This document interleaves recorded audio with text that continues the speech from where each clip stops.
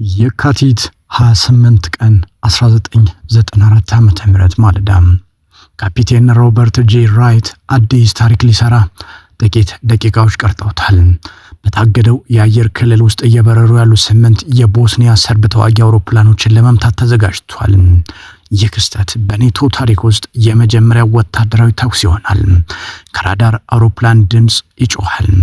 ውጡ ካልሆነ እንተኩሳለን። ከሁለተኛው ማስጠንቀቂያ በኋላ ትዕዛዝ ተሰጠ። ሚሳኤሉ ተተኮሰ። ኔቶ በታሪኩ ለመጀመሪያ ጊዜ የቀድሞዋን ዩጎስላቪያ ጦርነት ለማስቆም በይፋ ገባ። ነገር ግን አስገራሚ እውነት ይህ ነው። ይህች ሀገር ከመፍረሷ ጥቂት ዓመታት በፊት በአውሮፓ ውስጥ ማንም ሰው እርስ በርስ ትጨፋጨፋለች ብሎ ያልገመታት፣ ህዝቦቿ በሰላም በፍቅርና በወንድማማችነት ይኖሩባት የነበረች ታላቅ ፌዴሬሽን ነበረች። ታዲያ እንዴት በአንድ ጀንበር ጎረቤት ለጎረቤቱ ገዳይ ሆነ? እንዴትስ አንዲት ታላቅ ሀገር በዘርና በሃይማኖት ተከፋፍላ ከካርታ ላይ ጠፋች? ይህ ዝም ብሎ የሩቅ አገር ታሪክ አይደለም። በተለይ ዛሬ ላይ ላለችው ሀገራችን ለኢትዮጵያ ህልውና እጅግ አስደንጋጭና ወሳኝ የሆነ ትምህርት የያዘ ትልቅ መስታወት ነው። ዛሬ የዚህችን ሀገር ምስጢራዊ ውድቀት ይዘቱን ሳንቀንስ በጥልቀት እንመለከተዋለን። እስከ መጨረሻው አብራችሁን ቆዩ።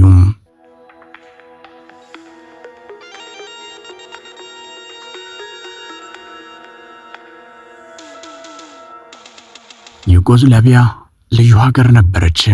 በዓለም ላይ ያሉ ባለብዙ ብሔር ኤምፓየሮች በሚፈራረሱበት ወቅት እሷ 6 ሪፐብሊኮችን ያቀፈች ፌዴሬሽን መሰረተች። እነሱም ስሎቬኒያ፣ ክሮኤሺያ፣ ቦስኒያ ሄርዚጎቪና፣ ሞንቴኔግሮ፣ ሰርቢያና መቄዶኒያ ናቸው። ይህች ሀገር 4 ቋንቋዎች፣ 3 ሃይማኖቶችና 2 የተለያዩ የአጻጻፍ አልፋቤቶች ነበሯት። ይህ ሁሉ ከመሆኑ በፊት ግን ይሄ አካባቢ በባዕድ ኤምፓየሮች ይናጥ ነበር። እዚህ ድሪና ወንዝ ላይ ብንቆም የሮማ ኤምፓየር ለሁለት ሲከፈል ድንበሩ እዚህ ነበር።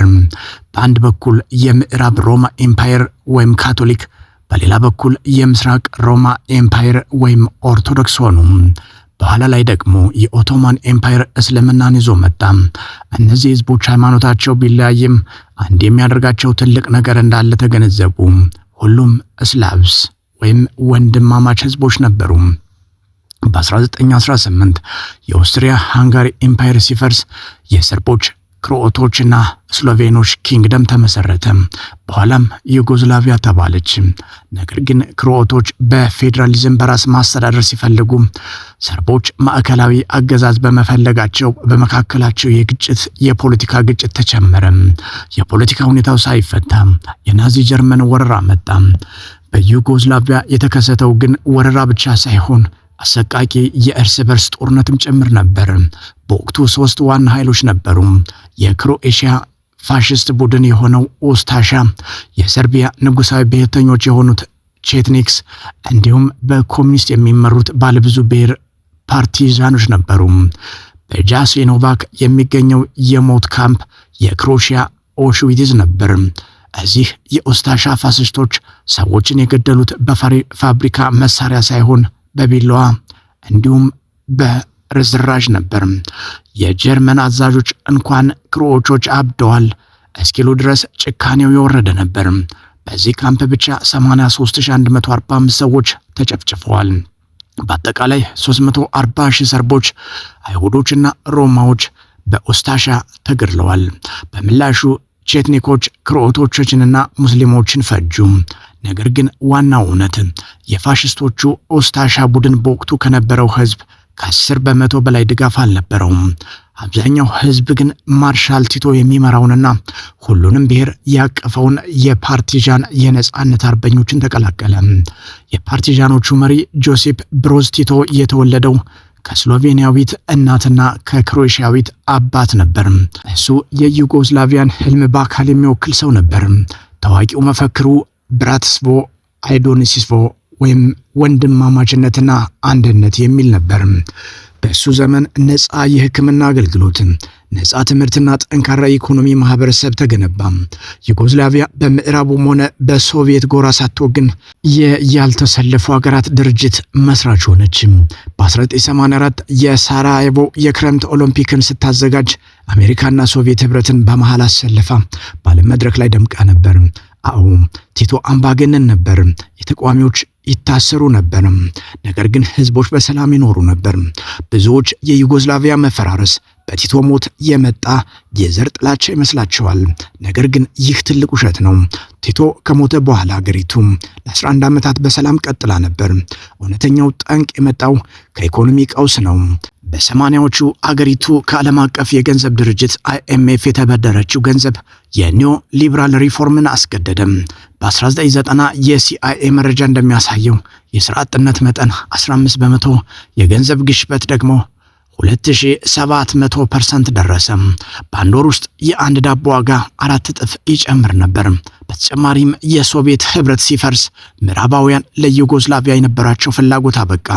በዚህ ጊዜ የስልጣን ክፍተት ያገኙት የኮሙኒስት ኤሊቶች ስልጣን ላይ ለመቆየት የብሔርተኝነት ካርድን መዘዙ። በሰርቢያ ስሎቦዳን ሚሎሾቪች በ1989 በኮሶቮ ሜዳ ላይ ባደረገው ንግግር የሰርቦችን የጥላቻ ትረካ ቀሰቀሰም። በቴሌቪዥን የድሮው የኡስታሻ ጭፍጨፋ 24 ሰዓት እንዲሰራጭ ተደረገ። በምላሹ ክሮሺያና ስሎቬኒያ ከፌዴሬሽኑ ለመውጣት ወሰኑ። የሚገርመው ግን ህዝቡ ጦርነት አልፈለገም ነበር። በ1989 በተደረገ ጥናት 66 በመቶ ክሮዎቾች እና 72 በመቶ የክሮሺያ የሚኖሩ ሰርቦች በመካከላቸው ያለው ግንኙነት በጣም ጥሩ እንደሆነ መስክረዋል። በቦስኒያ 90 በመቶ ህዝብ በየመንደሩ ከሌላው ብሔር ጋር በሰላም ይኖር ነበር። እንዲያውም 29 በመቶ የሚሆኑት እርስ በርስ የተጋቡ ነበሩ። ፖለቲከኞቹ ግን የጦርነት ፕሮፓጋንዳውን አስገደዱ። በቤልግሬድ 200 ሺህ ወጣቶች ጦርነቱን በመቃወም ሀገር ጥለው ፈረጠጡ።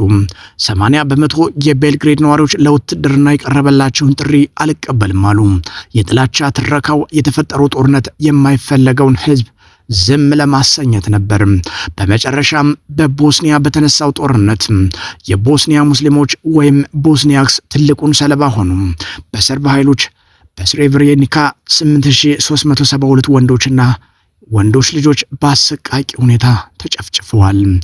በ1999 ደግሞ በኮሶቮ ሌላ ቀውስ ተነሳ። በአልባናውያንና በሰርብ አናሳዎች መካከል የነበረው ውጥረት ወደ ጦርነት ተቀየረ። የሚሎሾቪች ኃይሎች ከ10 እስከ 20 ሺህ የሚደርሱ ሴቶችን ደፈሩ፣ በርካታ ሰዎችንም ፈጁ። በዚህ ጊዜ ኔቶ በድጋሚ ጣልቃ በመግባት በሰርቢያ ላይ ከፍተኛ የቦምብ ናዳ አወረደ። የሰርቢያን ግማሽ ያህል የኢንዱስትሪ ምርት ደመሰሰ። በመጨረሻም በ2006 ሞንቴኔግሮ ስትገነጠል የዩጎዝላቪያ ታሪክ ሙሉ በሙሉ አበቃም። የፖለቲካ ኤሊቶቹ ግን የህዝብን ሀብት በመዝረፍ በቢሊዮን የሚቆጠር ዶላር አጋበሱ። እንግዲህ ይህንን ሁሉ የዩጎዝላቪያን ታሪክ ስንመለከት እኛ ኢትዮጵያውያን በከፍተኛ ትኩረት ልናስተውለው የሚገባ ትልቅ የቤት ስራና ማስጠንቀቂያ እናገኛለን። ዩጎዝላቪያ ልክ እንደኛ ሀገር ባለብዙ ብሔር፣ ባለብዙ የሃይማኖትና እጅግ የበለጸገ ታሪክ የነበራት ታላቅ ሀገር ነበረች። ህዝቦቿም ተጋብተው ተዋልደው በየመንደሩ በሰላም ይኖሩ ነበር። ታዲያ ይችን ሀገር ያፈረሳት ምንድን ነው? ከነሱስ ምን እንማራለን? 3 ዋና ዋና ነጥቦችን እንመልከት። አንደኛ፣ የኢኮኖሚ ቀውስ ለብሔርተኝነት ያለው ሚና ከፍተኛ ነው። ዩጎዝላቪያ ውስጥ የዘር ውጥረቱ ከመፈንዳቱ በፊት አገሪቱን ያናጋት የኑሮ ውድነት፣ የሥራ አጥነትና የኢኮኖሚ ቀውስ ነበር። የኢኮኖሚ መውደቅ ህዝብ ላይ ተስፋ መቁረጥን ሲፈጥር የስልጣን ጥመኛ ፖለቲከኞች ያንን ቁጣ ወደ ዘር ጥላቻ በቀላሉ ቀየሩት።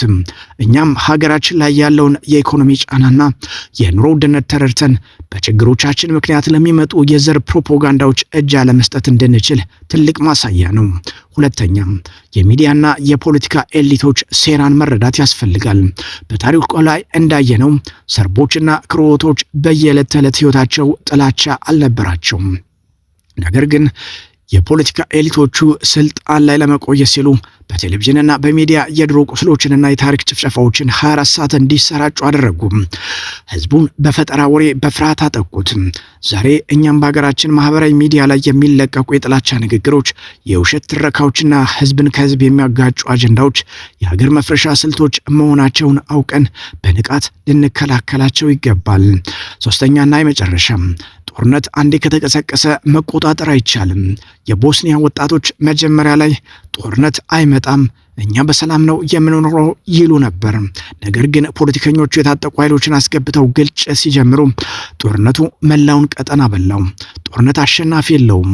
አንዴ ከተጀመረ ንጹሃንን እንጂ ፖለቲከኞችን አይጎዳም። የዩጎዝላቪያ መፈራረስ የሚያሳየን ልዩነቶችን በጠረጴዛ ዙሪያና በሰላማዊ ውይይት ካልፈታን የብሔርተኝነት ፖለቲካ መጨረሻው ሀገርን መበተን ብቻ መሆኑ ነው። እንግዲህ የዛሬው ጥልቅ ትንታኔያችን ይህንን ይመስል ነበር። የዩጎዝላቪያ ታሪክ ለኛ ለኢትዮጵያውያን ትልቅ መስታወት ነው። እኛስ ከአውሮፓ ዩጎዝላቪያ ውድቀት ምን የተማርን ይመስላችኋል? በሀገራችን ያለውን አንድነት ለማጠናከር የእያንዳንዳችን ድርሻ ምንድን ነው? የእናንተን ጠቃሚ ሀሳቦች ከታች ባለው የኮሜንት መስጫ ሳጥን ላይ አስፍሩልኝ። በሰፊው እንወያይበታለን። ይህ ቪዲዮ ጠቃሚ መልእክት አለው ብላችሁ ካሰባችሁ ለሌሎችም እንዲደርስ ላይክ እና ሼር ማድረጋችሁን እንዳትረሱ። ለቻናሉ አዲስ ከሆናችሁ ደግሞ ሰብስክራይብ በማድረግ የደወል ምልክቷን ይጫኑ። ስለተከታተላችሁን ከልብ አመሰግናለሁ። በሀገራችን ላይ ሰላምና አንድነትን ያብዛልን። በሚቀጥለው ቪዲዮ እስከምንገናኝ ጤና ይስጥልኝ።